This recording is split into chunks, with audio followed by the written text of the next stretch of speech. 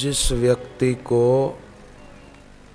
अपने घर में शांति का और सुख का वातावरण बनाए रखना हो, उस व्यक्ति को चाहिए कि कुछ बातें खूब ध्यान में रखे और उसको क्रियान्वित भी करे। सत्संग सुनते समय यही भाव लेकर बैठना चाहिए कि हम जो सुनेंगे उसको क्रियान्वित करेंगे, क्रिया में लाएंगे। इस सिद्धांत को लेकर सुना जाता है तो बहुत लाभ होता है। भगवान श्री कृष्ण ने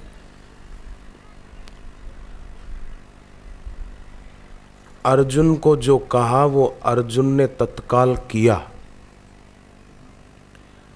उनकी हर बात मानी, अपनी मनमानी जो हानि करती है वो छोड़ दी थी, तो अर्जुन को विजय मिल गई। अर्जुन को विजय उसके शस्त्र से नहीं, भगवान के शास्त्र से मिली थी। अर्जुन को विजय अपने बाण से नहीं, भगवान की वाणी से मिली थी।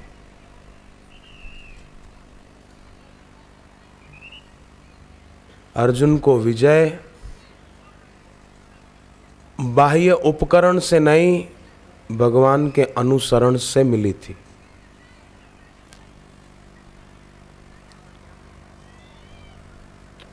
सुखी होने का मार्ग है। ग्रस्त में भगवान ने गीता में 26 लक्षण बताए दैवी संपदा के, और उसमें पहला अभयम बताया है। अभयम, अभयता, कायरता नहीं, अभय।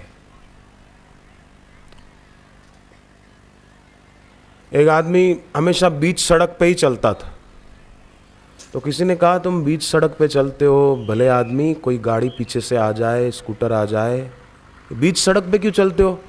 बोले एक बार एक आदमी सड़क के किनारे किनारे जा रहा था तो एक दीवार टूटकर उसके ऊपर गिर पड़ी थी, उसको चोट लगी थी सिर में,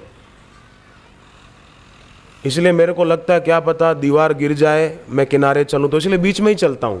अरे बुद्धू, क्या सब दीवारें गिरने के लिए ही बनी हैं?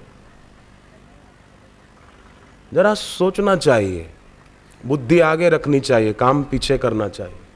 आजकल लोग बुद्धि पीछे रखते हैं, काम पहले करते हैं, तो उनके काम पर लोग हंसते हैं कि देखो कैसा इनका कार्य है, नासमझी से भरा हुआ। जितना आदमी तमोगुणी होता है ना, उतनी अक्कल मारी जाती है। बीड़ी, तंबाकू, सिगरेट, मांसाहार, ये आदमी की बुद्धि को तमोगुणी बना देते हैं। और तमोगुणी बुद्धि सही को सही नहीं मानेंगे, सही को गलत मानेंगे, गलत को सही मानेंगे, क्योंकि तमोगुण है। और भागवत जी में स्पष्ट कहा है, भगवान कृष्ण को उद्धव जी ने 35 प्रश्न पूछे और उसमें एक प्रश्न पूछा, नरक क्या है? उद्धव जी का प्रश्न है, नरक किसे कहते हैं? भगवान ने कहा नरकस तम उन्ना हो, तमोगुण ही नरक है, तमस ही नरक है। और तमोगुण उसी का बढ़ेगा, ये बीड़ी पिए, सिगरेट पिए, तंबाकू खाए, पान मसाले खाए, मुर्गी के अंडे खाए, तो बुद्धि भी ऐसी होगी ना।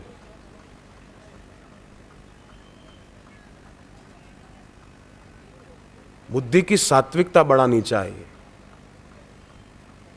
तो आदमी सही क्या गलत क्या डिसीजन ले पाएगा।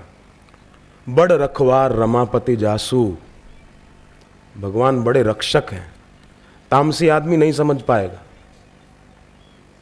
दुर्योधन कहां समझ पाया? दुर्योधन बोलता था भगवान मायावी है, कृष्ण मायावी है। कर्ण को श्री कृष्ण ने कितना समझाया, पर कृष्ण भगवान की बात कर्ण ने नहीं मानी।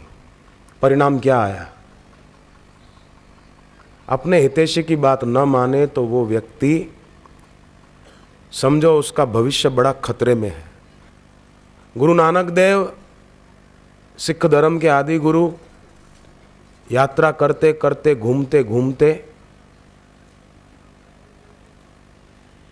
एक जगह पहुंचे, बैठे थे, तो एक मौलवी साहब ने गुरु नानक देव को पूछा कि नेक इंसान कौन है। तो किसी ने कहा कि ये तो बोल देंगे हिंदू नेक है, सिख नेक है। गुरु नानक देव ने कहा न हिंदू नेक है, न मुसलमान नेक है, न सिख नेक है, न ईसाई नेक इंसान है।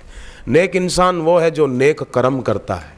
केवल हिंदू ही नेक है, केवल मुसलमान नेक नहीं, जो नेक कर्म करे, फिर भले मुसलमान है, सिख है, ईसाई है, हिंदू है, पारसी है, यहूदी है, जो नेक कर्म करे वो नेक इंसान है। नेक कर्म करे और गुणों के आधार भगवान की भक्ति और नाम जप करे खूब। भगवान कृष्ण कहते हैं अभयता।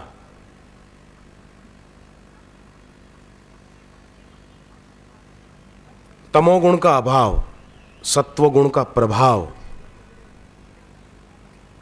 अब ध्यान दें, घर में सुखी रहना है तो उसमें घर में भी ये ध्यान रखना होगा तमोगुण न रहे। एक बात तो ये कि मान, आदर और आराम दूसरों को दें, श्रम खुद करें। बेटी है तो माँ को आराम दे के माँ मैं काम कर देती हूँ, तुम आराम करो, मैं कर देती हूँ। बहू है तो अपनी सास को आराम दे। बेटा है तो अपने बाप को आराम दे, मान दे, आदर दे। मान, आदर, आराम, सुख ये दूसरों को दे, अपने घर में बड़ों को दे। और श्रम खुद करें, मेहनत खुद करें।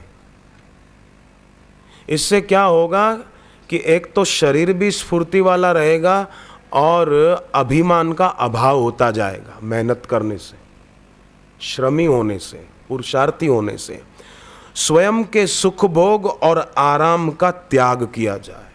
मेरे को सुख मिले, मेरे को मजा आए, नहीं नहीं, मेरे परिजनों को, परिवार वालों को आनंद आए। तो इससे फायदा ये होगा कि अहमता और ममता छूटेगी, कि मेरी वस्तु अन्य लोगों के काम में आ जाए। वस्तु का लोभ घटेगा, पर वस्तु का लोभ बढ़ेगा कि मेरे को ये चीज़ मिले, मैं ये खाऊं, मैं ये पीऊं, मैं इधर जाऊं, मैं ये ड्रेस पहनूं। वस्तुओं का लोभ बढ़ेगा तो खर्च न्याय युक्त नहीं होगा, खर्च अन्याय युक्त होगा। मैं ठीक कह रहा हूं बात? आपको शंका हो तो बोलना। वस्तु का लोभ बढ़ेगा तो खर्च न्याय युक्त नहीं होगा। ये बिल्कुल सीधा सा गणित है। फिर आदमी बस सोचेगा ही नहीं, बस मेरे को ये भी चाहिए, मेरे को ये भी चाहिए, मेरे को पेप्सी पीनी है, मेरे को ये करना है, मेरे को ये खाना है, मेरे को ये पीना है। खर्च न्याय युक्त नहीं होगा और खर्च फिजूल होगा ज़्यादा। तो फिर क्या होगा कि ज़्यादा रुपया कमाने की इच्छा होगी, तो फिर उसमें आदमी गलत ढंग से भी रुपया कमाने को तैयार हो जाएगा। ये भ्रष्टाचार उसी की देन है, वस्तुओं का लोभ। अनीति से कमाया हुआ धन वो व्यक्ति को कभी भी उन्नत नहीं करेगा। किसी को ठग करके, किसी को धोखा दे करके या अपने पद का दुरुपयोग करके। स्वामी शरणानंद जी महाराज बोलते थे, अभी उनका शरीर नहीं रहा, ब्रह्मलीन हो गए। वे बोलते थे कि अगर कोई भी व्यक्ति निर्णय कर ले कि मैं अपने बल का दुरुपयोग नहीं करूंगा, तो बोले समाज में न्यायालय और न्यायपालिका की जरूरत ही नहीं पड़ेगी। कोई, हर एक व्यक्ति निश्चय कर ले कि मैं अपने बल का दुरुपयोग नहीं करूंगा, किसी पर गलत ढंग से रुबाब नहीं जताऊंगा। तो ये ध्यान रखें, वस्तु का लोभ नहीं, अपितु मेरी वस्तु दूसरों के काम में आ जाए। तो इससे क्या होगा? ममता मिटेगी और सेवा खुद करेंगे, काम खुद करेंगे, मेहनत खुद करेंगे तो अभिमान मिटेगा।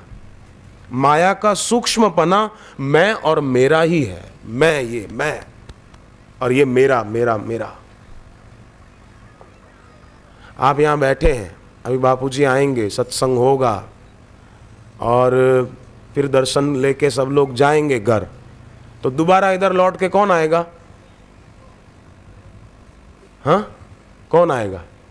जिसकी कोई चीज यहां रह गई वो दोबारा आएगा, अरे कि मेरी टोपी रह गई, मेरी ये आसन रह गया, मेरी थैली रह गई, मेरा मोबाइल फ़ोन रह गया, मेरा आसन रह गया, मेरी चीज़ रह गई, तो वो व्यक्ति दोबारा आएगा, दौड़कर आएगा।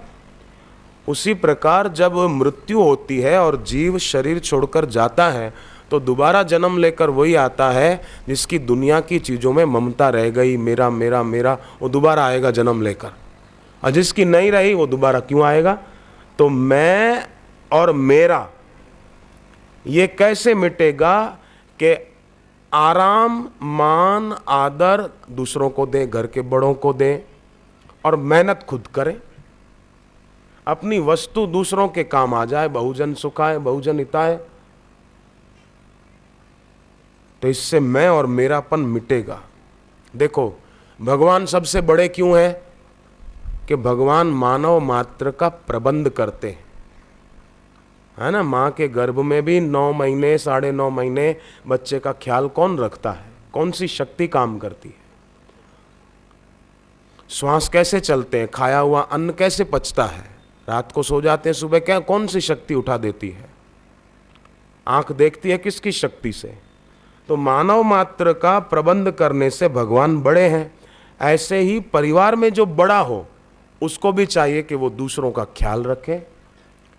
पत्नी है तो इस पर रुबाब जताऊं? नहीं नहीं, पत्नी केवल आपकी पत्नी नहीं है, वो किसी की मौसी भी है। ठीक कह रहा हूं मैंने?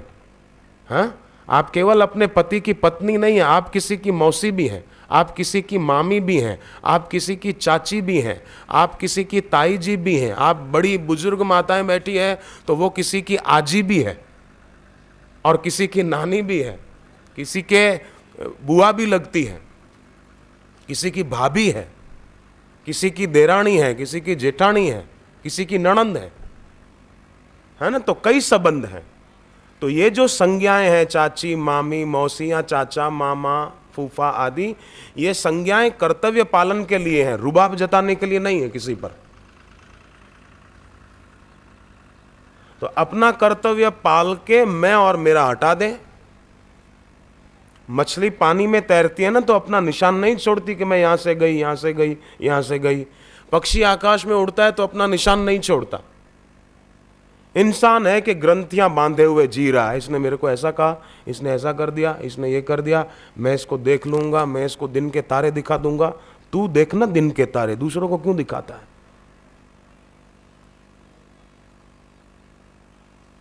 मैं ये कर दूंगा, मैं ये कर दूंगा, मैं ये कर दूंगा। इसलिए खूब ध्यान रखें। परिवार में छोटों को चाहिए कि बड़ों का आदर करें, उन्हें सुख पहुंचाए, और बड़ों को क्या करना चाहिए कि छोटों को प्यार भरा अनुशासन दे। बालकों का हित कैसे हो, उनका ये लोक और परलोक कैसे सुधरे, इसका ख्याल करें। अपने को जो करना चाहिए वो नहीं करना प्रमाद है, प्रमाद। जप करना चाहिए पर नहीं करते तो प्रमाद है। ध्यान करना चाहिए नहीं करते, प्रमाद है। व्यसन छोड़ना चाहिए नहीं छोड़ पाते, प्रमाद है। अपने को गलत संग से बचाना चाहिए नहीं बचाते तो प्रमाद है। प्रमाद से दोष बढ़ते हैं और दोषों का पोषण भी होता है। इसलिए प्रमाद जो तमोगुण का लक्षण है, और तमोगुण नरक है, नरकस तमोन्ना हो, इसको छोड़ना है। अब देखो एक बात और इसमें मुझे याद आई कि मौत होती है ना शरीर की तो सब छूट ही जाता है ना। पैसा भी, पत्नी भी, परिवार भी, पान मसाला खाने की आदत हो तो वो भी, मांसाहार की हो तो वो भी, शराब की हो तो वो भी, सब फिल्म देखने का शौक हो तो वो भी, सब छूट जाता है।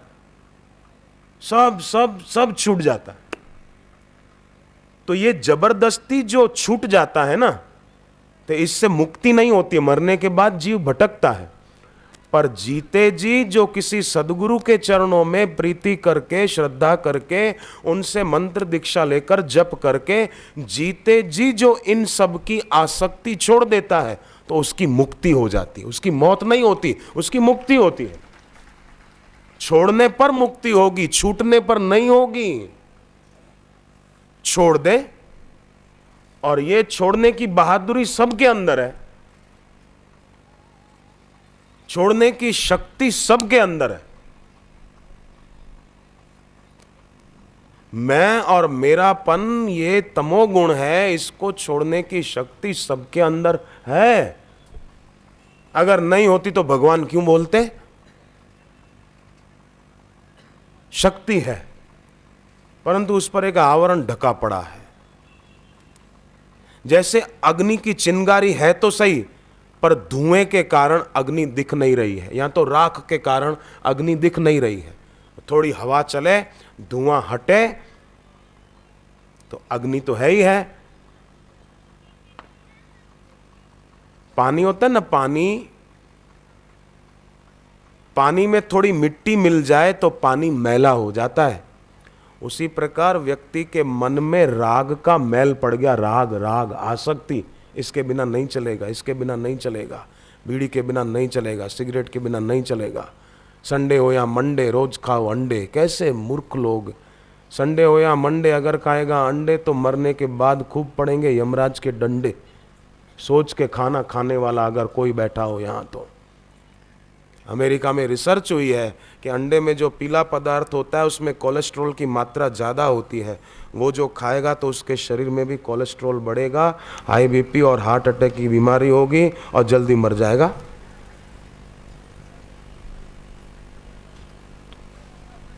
ईश्वर का दिया हुआ उपहार है मनुष्य शरीर। ईश्वर के दिए हुए उपहार का उपहास न हो, इसका ख्याल सभी को करना चाहिए।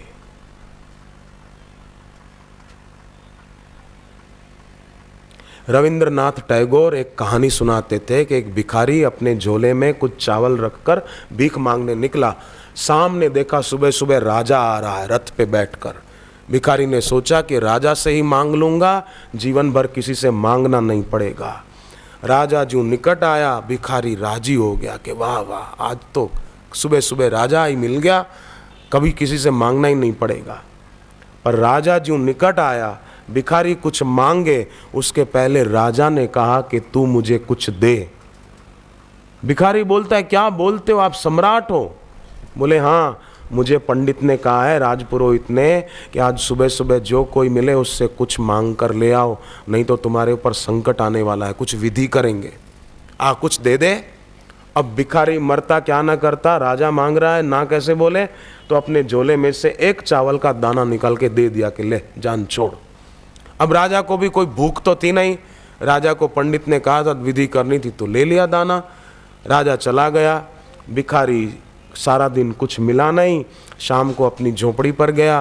पत्नी को कहा कि आज तो सुबह सुबह ऐसा हुआ कि दिन भर कुछ मिला ही नहीं। तो चावल सुबह जो ले गया था उसमें भी खोट पड़ी एक दाने की, अब उसी में से कुछ बना दे, चावल उबाल दे तो वही खा ले। तो झोला खाली किया जमीन पर, तो चावल के दानों में एक दाना सोने का था। और पत्नी ने कहा, ये सोने का दाना कहाँ से लाए? बोले, मुझे तो आज किसी ने कुछ दिया ही नहीं, उल्टा मैंने एक दाना राजा को दिया था। तो पत्नी कहती है, मानो न मानो, आपने एक दाना दान किया, वो भी राजा को, तो बदले में ये एक दाना सोने का होकर के आपको मिला है। तब वो सिर कूटने लगा, हाय रे हाय, काश मैं मुट्ठी भर के चावल के दाने दे देता तो मुट्ठी भर के दाने सोने के हो जाते, परंतु अब अवसर बीत गया, अब पछताने से क्या फायदा। ऐसे ही अवसर है, ये अवसर जीवन, ये बीत जाए और मृत्यु की घड़ी आ जाए और मौत पाए कि अरे इसके तो हाथ खाली हैं। मृत्यु देखती है कि इसके हाथ खाली हैं तो फटकारती है, धिक्कार है, जीवन भर तू हाथ भर नहीं पाया। लोग बोलते हैं मरते समय आदमी के हाथ खाली होते हैं। अरे मौत तो एक संकेत है हुजूर कि जीवन भर आपके हाथ खाली थे, इसलिए मौत के समय भी खाली थे। जीवन भर अगर हाथ भरे हुए हो ना दैवी संपदा से, तो मौत की ताकत नहीं है कि वो आपका हाथ खाली कर सके। काल ईश्वर के अधीन है, ईश्वर काल के अधीन नहीं है। उमा काल मर जाकी इच्छा, शिव जी कहते हैं पार्वती, काल भी जिसकी इच्छा से मर जाए। राम जी कहते हैं खरदूषण को, जंगल में जब शूरपंखा ने खरदूषण को भड़काया, उसके नाक कान लक्ष्मण जी ने काटे, तो उस खरदूषण के पास गई पहले। खरदूषण आए, राम जी को पूछते हैं तुम कौन हो? राम जी क्या परिचय देते हैं, हम क्षत्रिय वन मृगया करहीं, हम क्षत्रिय हैं और जंगल में शिकार खेलने के लिए आए हैं। हम क्षत्रिय वन मृगया करहीं, तुमसे खल मृग खोजत फिरहीं। शिकार किसका करते हैं? शेर का, रीछ का? नहीं नहीं, तुम्हारे जैसे दुष्ट पशु हम खोजते फिरते हैं, तुमसे खल मृग खोजत फिरहीं। तो खरदूषण की आंखों में जरा क्रोध के अंगारे फरकने लगे। तब राम जी ने दोबारा कहा कि सावधान खरदूषण, रिपु बलवान देखी नहीं डरहीं, हम शत्रु बलवान देखकर डरते नहीं हैं। रिपु बलवान देखी नहीं डरहीं, एक बार कालहु सन लड़हीं, एक बार हम काल से भी लड़ जाएं। खरदूषण तू क्या समझता है? भगवान, उस भगवान के हम अंश हैं, उस भगवान के अंश होकर डरते रहे, डरपोक बिल्ली की तरह, डरपोक चूहे की तरह। चूहा बिल्ली को देखकर डर जाता है, छुप जाता है, और हम भी अगर बिल्ली रास्ता काट जाए और डर जाए तो चूहे में और आदमी में क्या फर्क रहा? अरे बिल्ली रास्ता काट गई, बिल्ली रास्ता काट गई, चूहा है चूहा, बिल्ली रास्ता काट गई तो काट गई।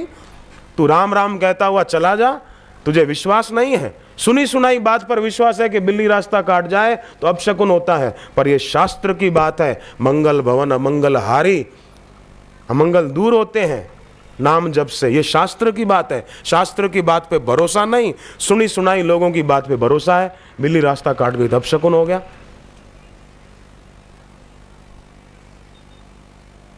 बिल्ली रास्ता काट गई अपशकुन। अरे बिल्ली राहु का वाहन मानी जाती है, जैसे चूहा गणेश जी का वाहन माना जाता है, बिल्ली राहु का वाहन मानी जाती है।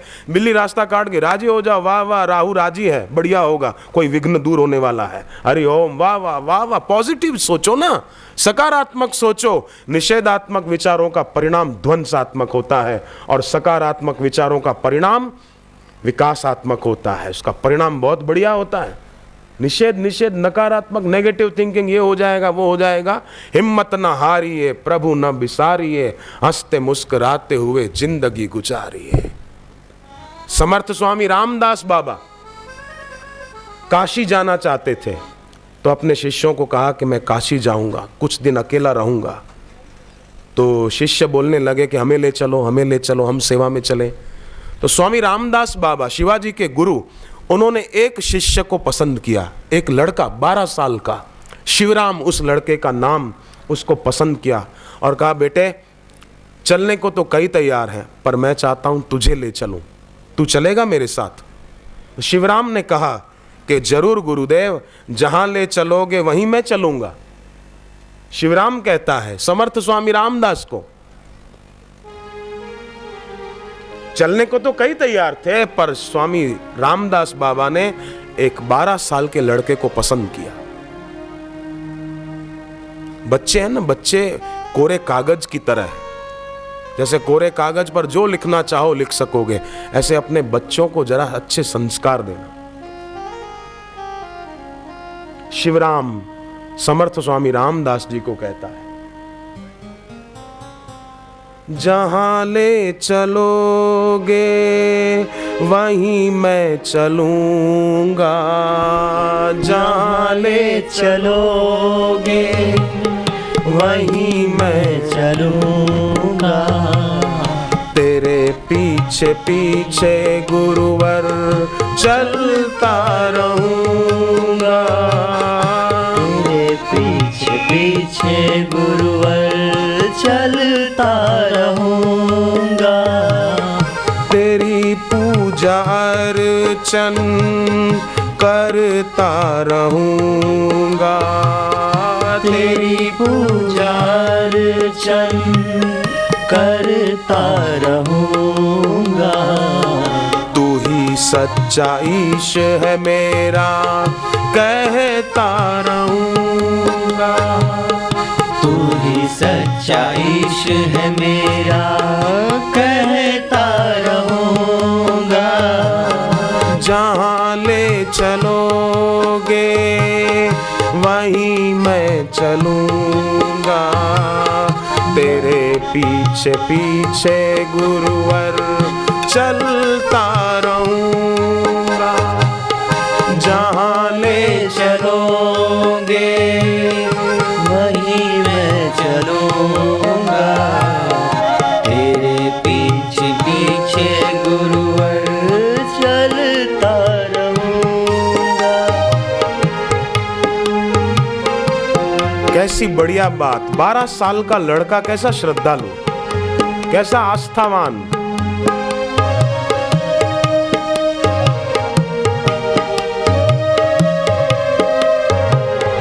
तू ही है हमारा, हमारा रहेगा, तू ही है हमारा, हमारा रहेगा।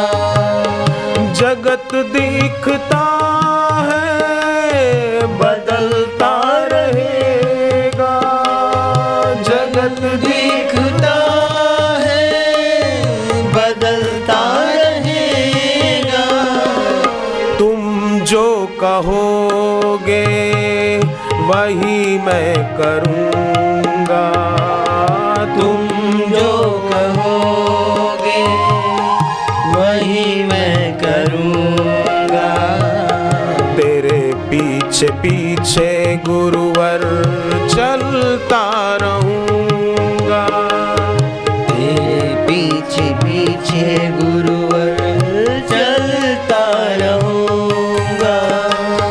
मैं गुणगान तेरे ही गाता रहूँगा, मैं गुणगान तेरे ही गाता रहूँगा, तुम्ही को मैं दिल में बसाता रहूँगा, तुम्हीं को दिल में बसाता रहूँगा। ऐसी होनी चाहिए गुरु भक्ति। संत ज्ञानेश्वर की जैसी भक्ति थी अपने गुरु में, ऐसी हर शिष्य की होनी चाहिए। गुरु ब्रह्मा गुरु विष्णु। नहीं पता हो तो ज्ञानेश्वरी गीता पढ़ो, मेरी प्रार्थना है आपसे। किसको बोलते हैं गुरु भक्ति? ज्ञानेश्वरी गीता पढ़ने से पता चलेगा। और उसमें भी 13वां अध्याय, खास 13वें अध्याय में 7वें श्लोक की व्याख्या ज्ञानेश्वरी गीता मैंने पढ़ी है, बड़ा आनंद आया। अगर दिल से पढ़ो ना तो आंखों से प्रेम के आंसू निकलेंगे। ऐसी है ज्ञानेश्वरी गीता। आंखों से झरझर भक्ति के आंसू बहेंगे, प्रेम भक्ति के, दुख के नहीं, भाव के।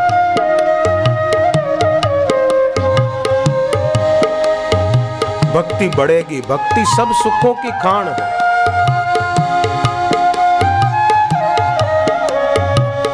तन है ये नश्वर कब तक टिकेगा, तन है ये नश्वर कब कब टिकेगा, दिखे है जो अपना वो साथ न देगा, दिखे है जो अपना वो साथ न देगा, दिखे है जो अपना वो साथ न देगा, दिखे है जो अपना वो साथ न देगा, तेरे ज्ञान में डुबकी लगाता रहूंगा, तेरे ज्ञान में डुबकी लगाता रहूंगा, तुझी में मैं प्रीति बढ़ाता रहूंगा, तुझी में मैं प्रीति बढ़ाता रहूंगा। शिवराम चल पड़ा गुरुजी के पीछे पीछे, काशी पहुंच गए। समर्थ रामदास जी ने कहा, बेटे कहीं भी भिक्षा मांगने जाए 3 बार बोलना, जय जय रघुवीर समर्थ। जय जय रघुवीर समर्थ, जय जय रघुवीर समर्थ। अगर घर वाला भिक्षा ना दे तो चला जाना, चौथी बार मत बोलना। ऐसा 3 घरों में बोलना। भिक्षा मिले तो ठीक, नहीं तो आ जाना लौटकर। अपने गुरु की आज्ञा का पालन करता, जय जय रघुवीर समर्थ बोलता 3 बार। भिक्षा मिलती तो ठीक, नहीं तो आगे जाता। वहां मिलती तो ठीक, नहीं तो आगे जाता। नहीं मिलती तो लौट के आ जाता, भूखा ही सो जाता। कैसी गुरु के लिए भक्ति, कैसा गुरु के आदेश का पालन। 12 साल की उम्र में चल पड़ा। लोग भले कुछ भी कहें, बूंद सागर को क्या जाने, उल्लू सूरज को क्या जाने, कौवा हंस को क्या जाने, जीव शिव को क्या जाने, राई पर्वत को क्या जाने। ऐसे ही निगुरा गुरु महिमा क्या जाने। वो गुरु कृपा क्या पहचाने कि गुरु की महिमा क्या होती। परवाह नहीं है ये दुनिया क्या कहती, परवाह नहीं है ये दुनिया क्या कहती। दुनिया वाले कुछ भी बोले, वो तो बोलते रहेंगे। मीरा को भी बोलते थे कि मीरा नाचती क्यों है। लोगों को मीरा का नाच दिखता था, पर मीरा जिसको देखकर नाचती थी वो लोगों को नहीं दिखा। अगर दिखता तो लोग भी नाच उठते, नहीं दिखा। तुकाराम जी का नाच लोगों को दिखा, पर तुकाराम बाबा जिसको देखकर नाचते थे वो लोगों को नहीं दिखा। नहीं तो रामेश्वर भट्ट ब्राह्मण होकर तुकाराम जी का विरोध नहीं करता, तुकाराम जी के चरणों में गिरता। परवाह नहीं है ये दुनिया क्या कहती, परवाह नहीं है ये दुनिया क्या कहती। तेरी याद में ये अखियां भीगी है रहती, तेरी याद में ये अखियां भीगी है रहती। जिस शिष्य को अपने गुरु की याद आती है ना, उसकी आंखें भीगी रहती। और आंख भीगी रहती है तो आंख में कोई विकार टिक नहीं पाता। जैसे आंख में मिर्ची का कण चला जाए, रेती का कण चला जाए, तो कटोरी में पानी लेकर उसमें आंख डुबाते ताकि वो कण निकल जाए गीलेपन से। पर गुरु की याद में अगर आंख में पानी रहा तो आंख में कोई विकार का तिनका रहेगा ही नहीं, निकल जाएगा। परवाह नहीं है ये दुनिया क्या कहती, परवाह नहीं है ये दुनिया क्या कहती। तेरी याद में ये अखियां भीगी है रहती, तेरी याद में ये अखियां भीगी है रहती। तेरा दास हूँ मैं, तेरा ही रहूंगा, तेरा दास हूँ मैं, तेरा ही रहूंगा। हर मुश्किल को मैं हंस के सहूंगा, हर मुश्किल में हंस के सहूंगा। शिवराम 12 साल की उम्र में एक दिन भिक्षा मांगते मांगते एक तांत्रिक के घर पहुंच गए। तांत्रिक अकड़ू था, उसका नाम था भैरवनाथ। शिवराम बोला जय जय रघुवीर समर्थ। तांत्रिक भड़का, जय जय रघुवीर समर्थ। उसकी आंखें अंगारे बरसाने लगी, आया बाहर। शिवराम तीसरी बार बोला जय जय रघुवीर समर्थ। बोले कौन है समर्थ? बोले रघुवीर समर्थ, मेरे गुरुदेव समर्थ हैं।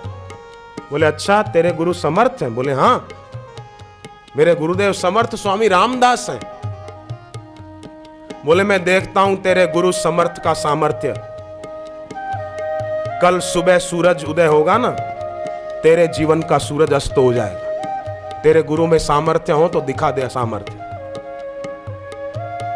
12 साल का बच्चा था ना, थोड़ा डर गया। उसको अपने गुरु की याद आ गई कि इसने मेरे गुरु को ललकारा है।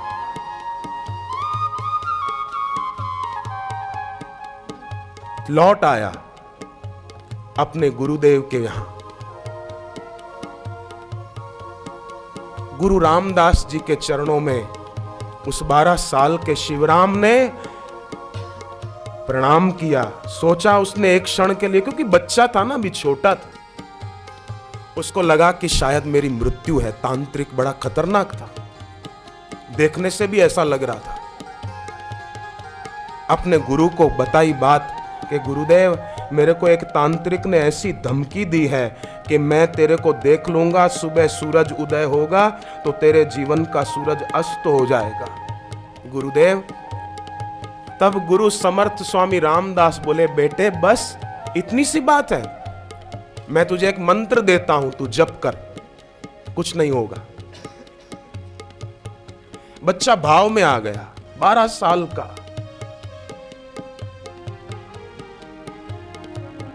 तुम जो कहोगे वही मैं करूंगा, तुम जो कहोगे वही मैं करूंगा।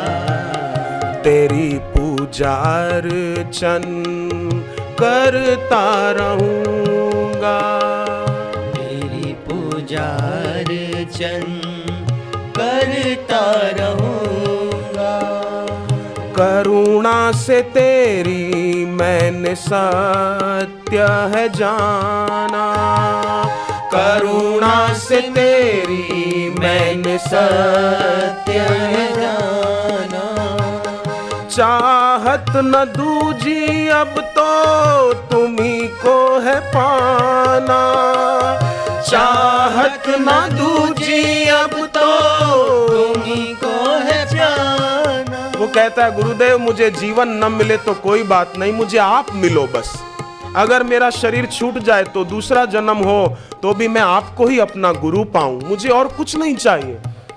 चाहत न दूजी अब तो तुम्ही को है पाना, चाहत न दूजी अब तो तुम्ही को है पाना। मैं गुणगान तेरे ही गाता रहूंगा, मैं गुणगान तेरे ही गाता रहूंगा। तुम्ही को मैं दिल में बसाता रहूंगा, तुम्ही को है दिल में बसाता रहूंगा। समर्थ रामदास बाबा ने उसको मंत्र दिया कि ये जप कर बेटा, कुछ नहीं होगा, मैं कहता हूं। और वो माला लेकर बैठ गया। मंत्र क्या दिया पता है? समर्थ स्वामी रामदास ने मंत्र क्या दिया?